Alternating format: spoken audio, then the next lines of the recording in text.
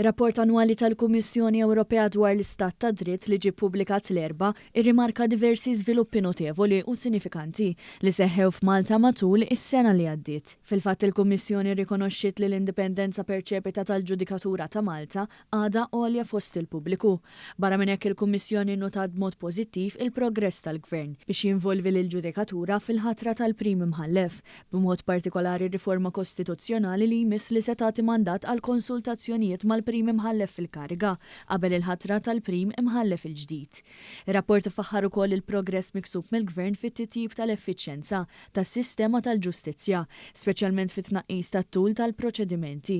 Il-kisbiet notevoli jinkludu regoli proċedurali riveduti quddiem il-qrati tal-appell, il-progress sinifikanti fl-istabbiliment ta' qorti kummerċjali speċjalizzata u tnedija tal-konsultazzjoni pubblika dwar ir-riforma tal-kompilazzjoni tal-evidenza.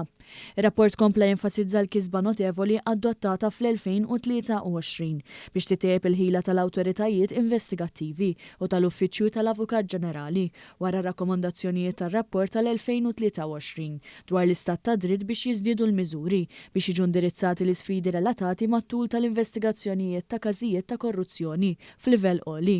Il-Kummissjoni rikonoxxiet il-progress f'dan ir-rigward bl-impjieg ta' prosekuturi addizzjonali li kontribwixxa biex itejjeb il-ħila tal-awtoritajiet investigattivi u tal-Uffiċċju tal-Avukat Ġenerali.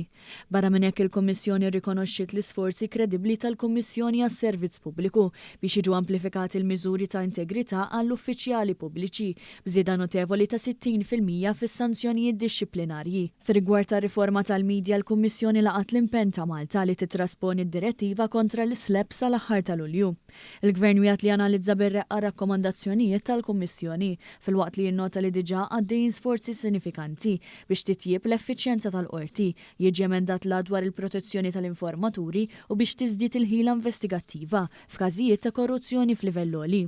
Ir-rapport dwar l-istat ta' dritt enfasizza wkoll il-fatt li n-nefqa totali tal-ġustizzja żdiedet b'mod sinifikanti f'dawn l-aħħar snin.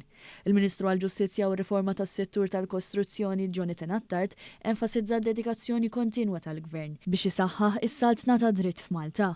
U afferma wkoll l-impenn attiv tal-Gvern biex jikseb governanza tajba u l-isforzi kontinwi tiegħu biex iżomm dialogu miftuħ mal-partijiet interessati u l-pubbliku biex jiżgura li riformi rilevanti biex jissaħħaħ l-istat ta' dritt jiġu indirizzati b'mod komprensiv u effettiv.